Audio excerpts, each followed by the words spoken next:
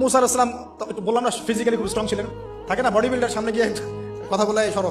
পানি দিতে দাও, তখন মানুষ একটু মূল্যায়ন করে না। তো মুসা আলাইহিস সালাম এভাবে পানি নিয়ে দিলেন এবং বাছুরদেরকে পানি পান করালেন, করিয়ে গাছের নিচে এসে বসে আছেন। বসে বসে তিনি দোয়া করছেন, এই যে দোয়াটা তিনি দোয়া করছেন, রব্বি, একটা নেক কাজ করলেন, নেক কাজ করলেন না, মানুষের উপকার করলেন, নেক কাজ করে এসে গাছের নিচে বসে দোয়া করছে, আল্লাহ এখানে তো আমার খাবার পানি বাসস্থান কিছুই নাই, আমি কি করব, রব্বি ইন্নি লিমা আনজালতা ইলাইয়া মিন খায়রিন ফাকির, রব্বি ইন্নি লিমা আনজালতা ইলাইয়া